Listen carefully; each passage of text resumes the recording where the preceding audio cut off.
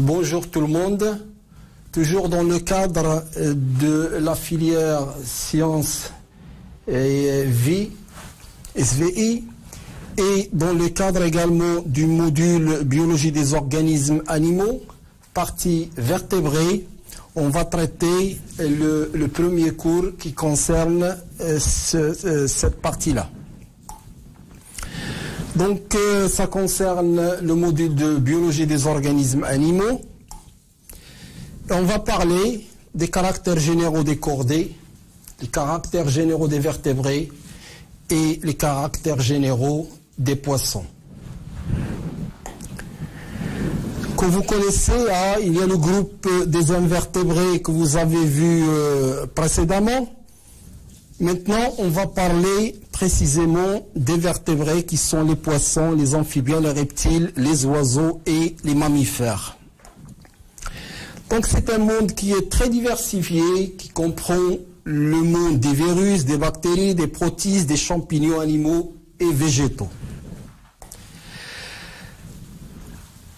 Au sein de cette diversité biologique, on observe que la partie des insectes est la plus diversifiée. Donc la majorité, elle est inconnue des espèces et la minorité est connue. Le monde des vertébrés, il contient à peu près 61 000 espèces. Si on considère par exemple que la biodiversité mondiale elle est de 10 millions, on arrive à un chiffre de 0,006. Donc c'est vraiment ce groupe-là, il est très restreint si vous voulez au sein du monde vivant. Les vertébrés ne représentent qu'un chiffre très très minime. Également ici un fromage qui décrit le pourcentage des espèces et on observe que les vertébrés représentent de moins de 1% de l'ensemble des espèces sur Terre.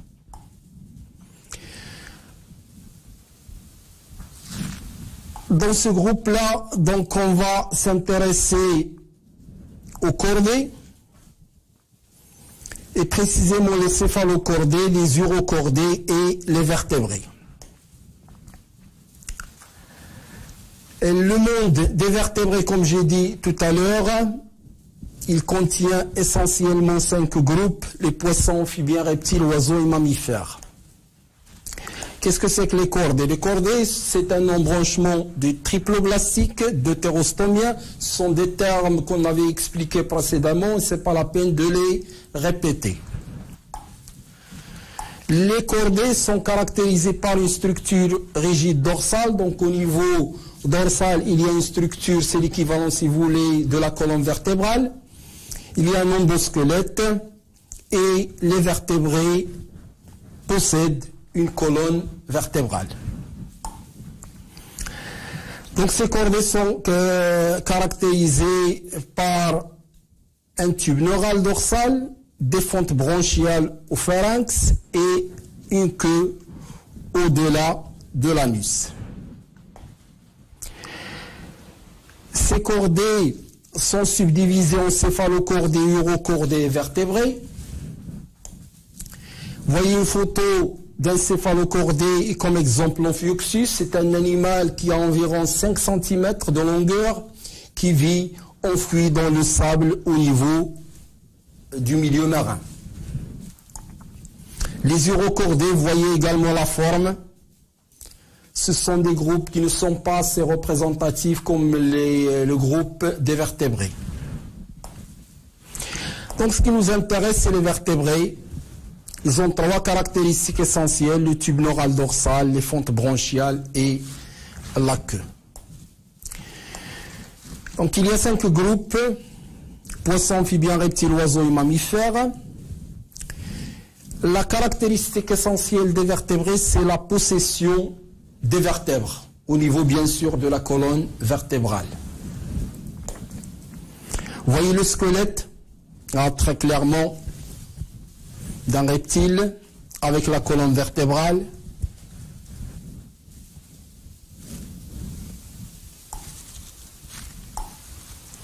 Également ici, le squelette de différentes espèces représentatives des vertébrés, poissons, oiseaux, reptiles, mammifères.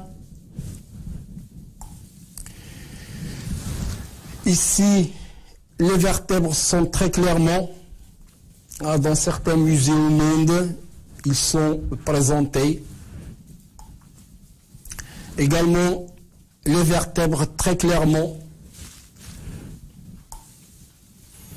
Ici, les vertèbres au sein de la colonne vertébrale avec la moelle épinière, le corps vertébral, l'apophyse articulaire postérieure, le disque intervertébral et la racine nerveuse.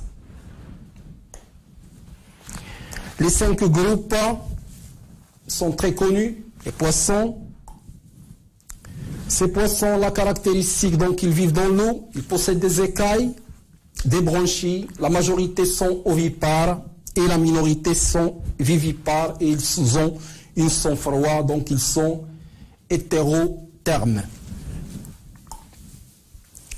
ou poikilothermes. Les amphibiens, ils vivent dans l'eau ou sur terre, ils ont une police, ils sont ovipares et ils ont un sang froid, donc ils sont des poikilothermes. Les reptiles, ce groupe-là, il présente des écailles, il a des poumons, ils sont ovipares et ils ont un sang froid également ou poikilotherme.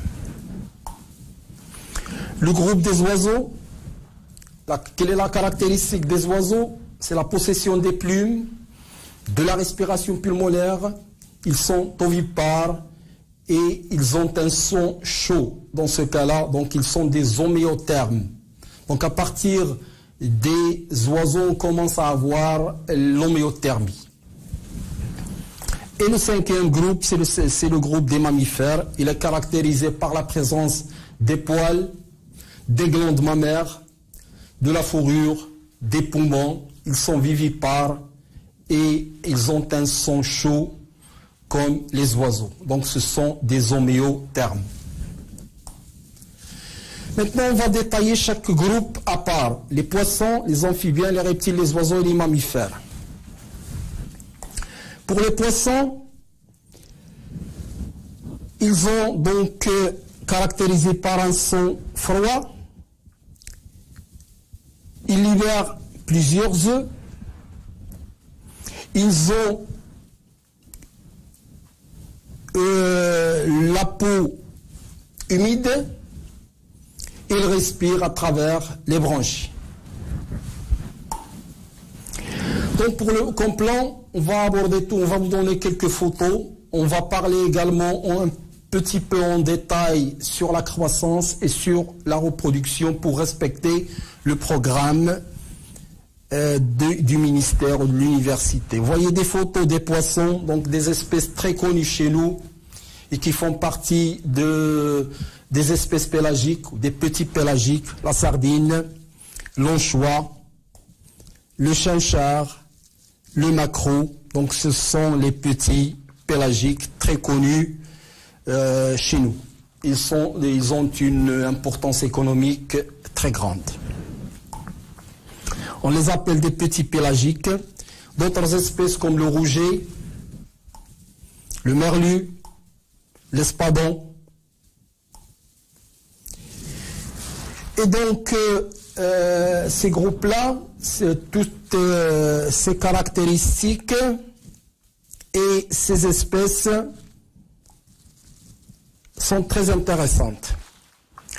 Vous voyez, chez les vertébrés, on a recensé un nombre à peu près de 61 000 espèces qui existent au sein des vertébrés. Les poissons, ils représentent 31 000 espèces. Donc on peut dire qu'à peu près la moitié des vertébrés sont représentés par les poissons. Un petit fromage donc, qui représente le pourcentage de l'ensemble des groupes au sein des vertébrés. On a 61 000 espèces de vertébrés. Les poissons représentent à peu près la moitié. 51% exactement, les amphibiens 11%, les reptiles 13%, les oiseaux 16% et les mammifères 9%. Donc les poissons, c'est le groupe le plus représentatif parmi les vertébrés. C'est la moitié. C'est le groupe le plus diversifié parmi les vertébrés. Il faut juste signaler que ce nombre n'est pas fixe. C'est un nombre qui se modifie chaque année, étant donné que des espèces nouvelles sont découvertes chaque année. Donc en 2010, on était 31 000 à peu près, avec un pourcentage ou un nombre d'espèces décrites nouvelles par an d'environ 150 espèces découvertes chaque année. On peut dire qu'actuellement, en 2020, on est à peu près à 32 500 espèces parmi les poissons. Maintenant, quels sont les caractères généraux des poissons? Je vous rappelle, ce sont des métazoaires triploblastiques, célomates, deutérostomiens, épinoriens. Tous ces termes, on les a expliqués et on considère que c'est connu.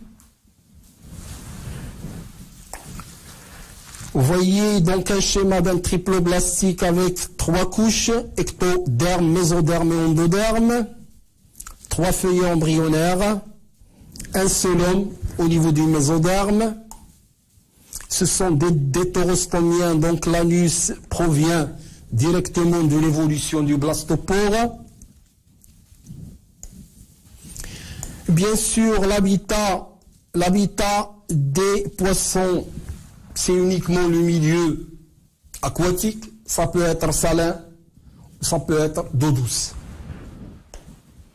Vous voyez ici des photos des poissons en milieu naturel mer, en eau douce, des espèces pélagiques, donc de la surface de l'eau marine, comme la sardine l'anchois macrochinchard, et des espèces démersales, donc du fond du milieu marin, comme le rouget, comme le merlu, etc. Les poissons, ils s'alimentent de quoi? Les poissons s'alimentent essentiellement du plancton. Je vous rappelle que ce sont des animaux, des végétaux de petite taille, la taille est inférieure à 1 mm, et n'ont pas de mobilité active. Ils sont transportés par les courants, donc c'est une mobilité qui est passive. Et voyez donc le plancton, quelques photos du plancton en général qui représente, que ce soit le phytoplancton, plancton végétal ou plancton animal, il constitue la ressource essentielle alimentaire des poissons. Des photos du phytoplancton, du zooplancton également, que vous allez détailler dans les années prochaines, Inch'Allah. Également, les unicellulaires et les larves font partie du plancton. Les poissons se nourrissent également des crustacés, des petits poissons, et le requin, il représente le sommet de la chaîne alimentaire. Quels sont les caractères des poissons? Les poissons sont caractérisés par la présence en milieu aquatique. Ils possèdent des branchies, ils possèdent des écailles et ils ont également des nageoires. Vous voyez très clairement les branchies chez les poissons.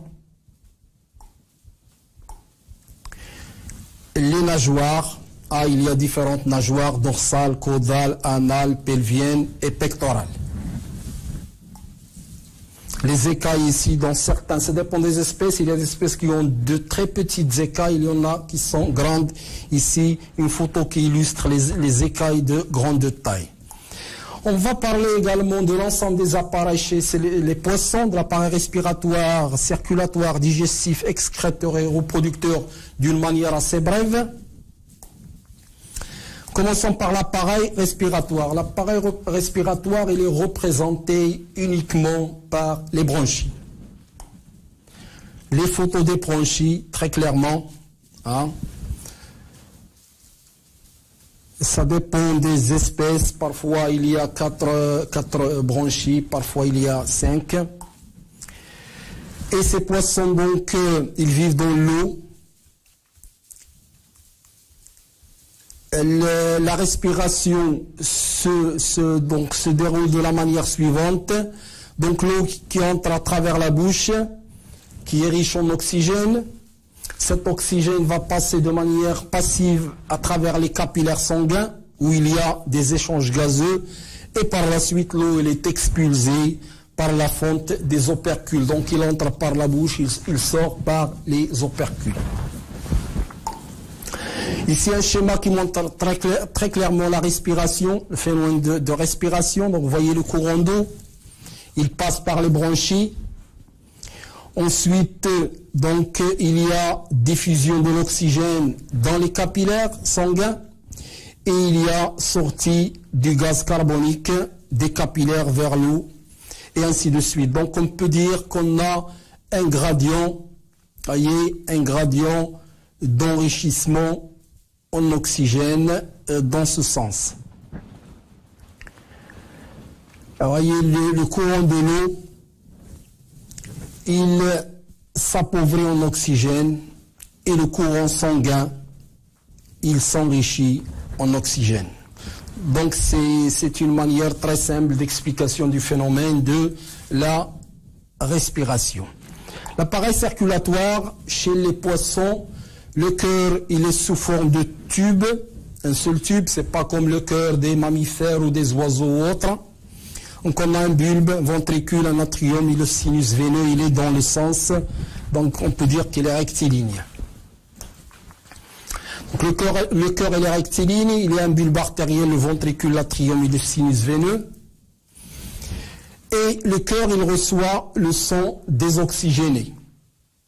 Donc si vous voulez, le sang désoxygéné provient à ce niveau-là, il passe par le cœur.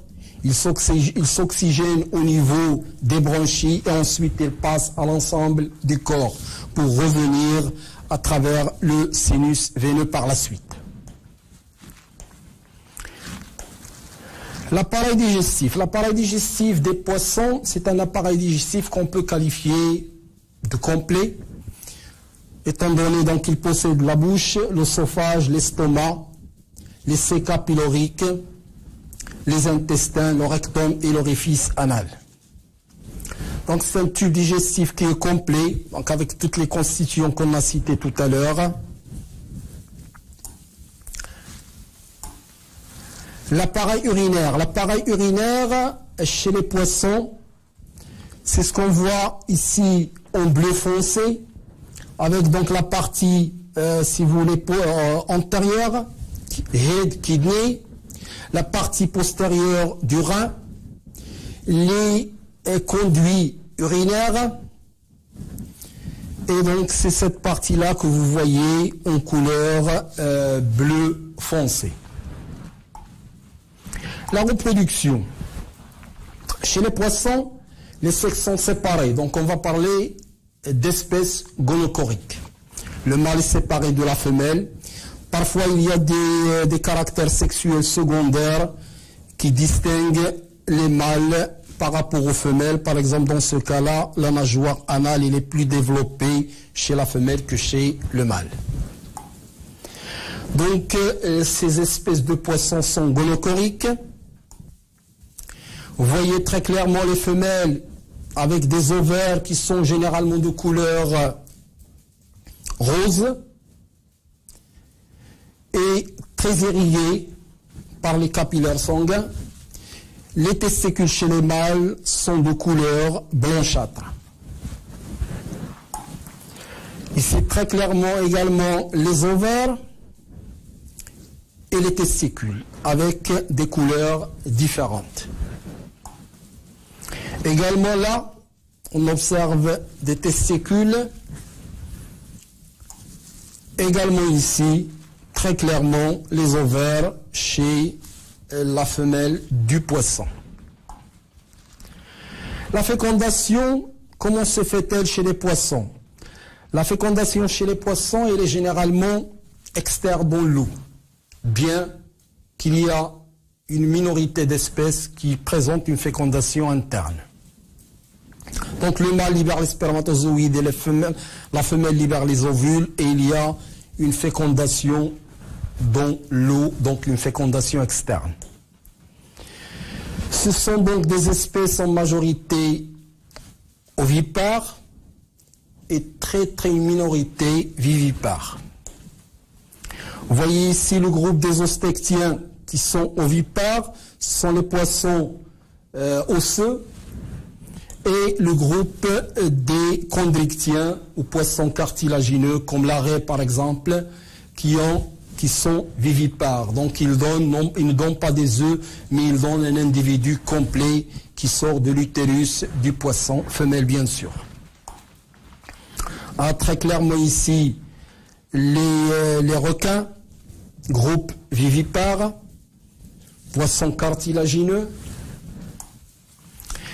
Les stades d'évolution des œufs avec l'éclosion, donc des œufs et l'éclosion.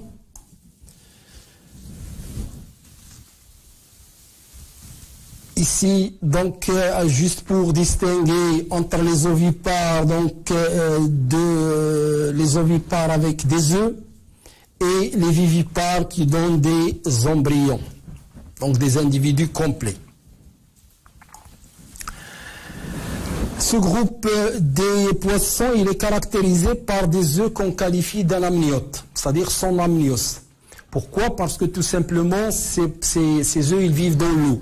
Ils n'ont pas l'obligation d'avoir une couche protectrice. L'eau les protège naturellement.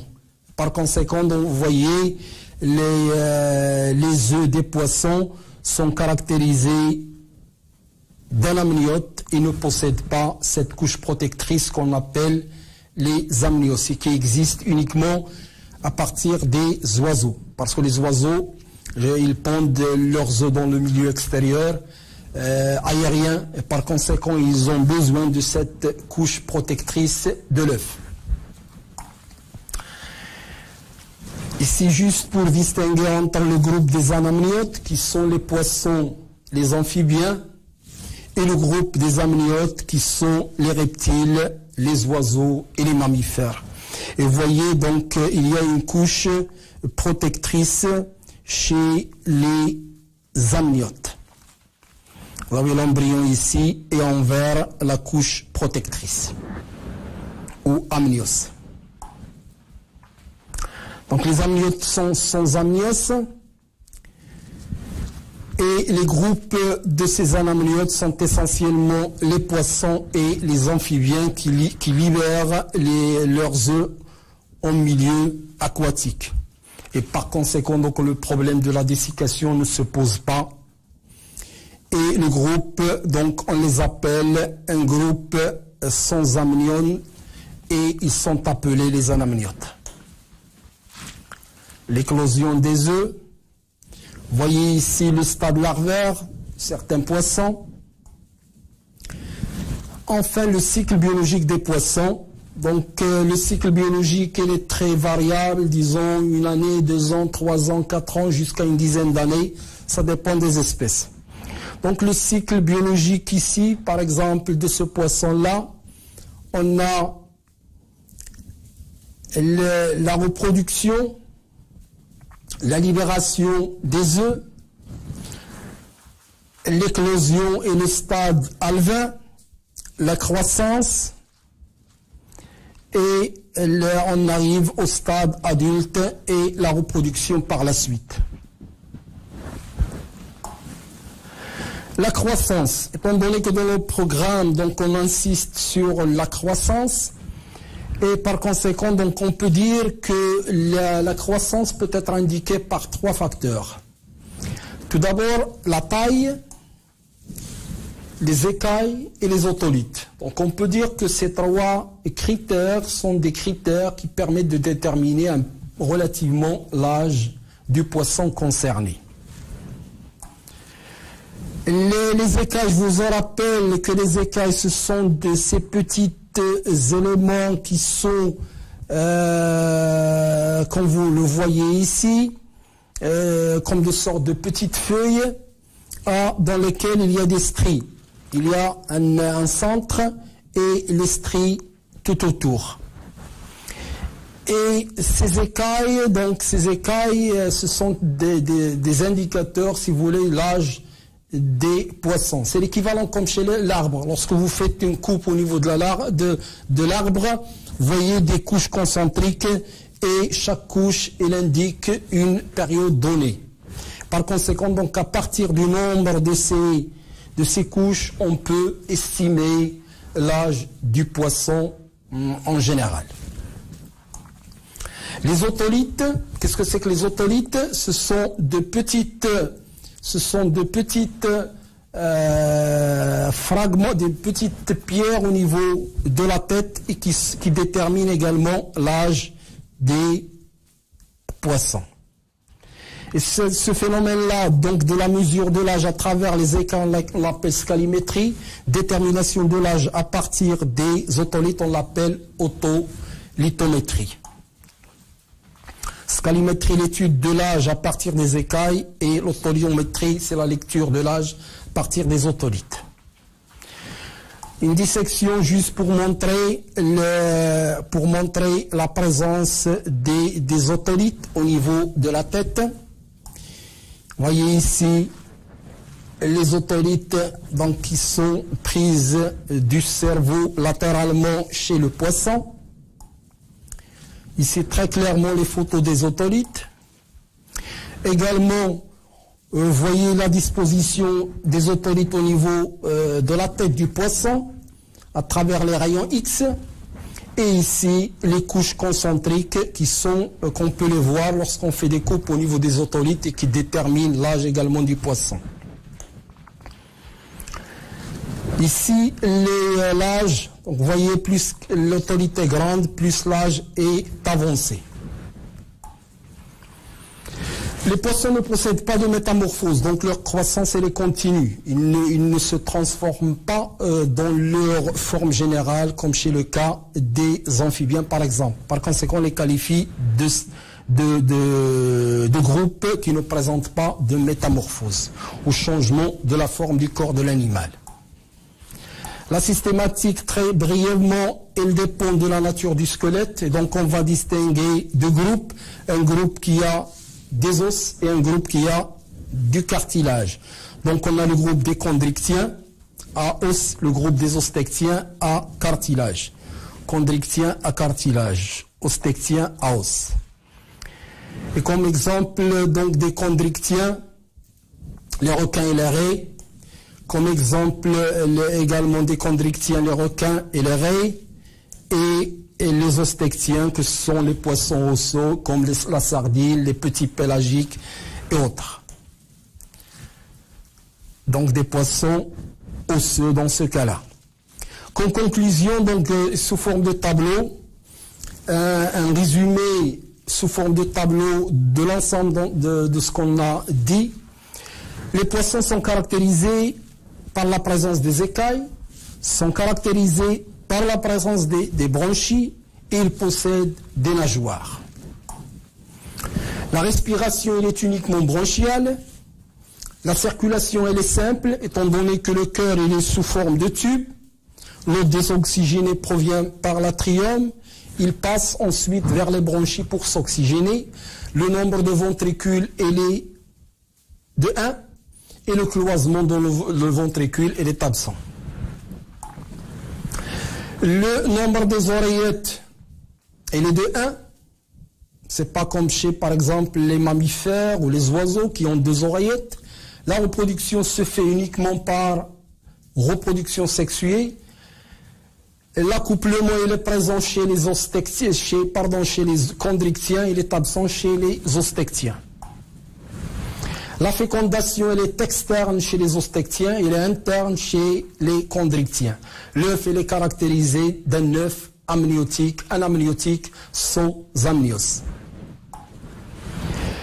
C'est un groupe, donc on peut dire que le groupe des ostectiens il est vivipare, il est ovipare. Le groupe donc des poissons osseux, le groupe des poissons cartilagineux, il est vivipare. Les indicateurs de l'âge ou de la croissance sont les otolithes ou les écailles. La méthode d'étude d'âge dans le cadre des otolithes s'appelle l'otolithométrie. Par les écailles, ça s'appelle la scalimétrie. La métamorphose est absente. La température centrale elle est variable, donc ce sont des pouilles kilothermes. L'homéothermie est absente. La pouille kilothermie elle est présente et la classification elle est en fonction de la nature du squelette. Et c'était donc les principales caractéristiques des poissons. Et la semaine prochaine, Inch'Allah, on va aborder le deuxième groupe, qui est celui des amphibiens. Et merci pour votre attention.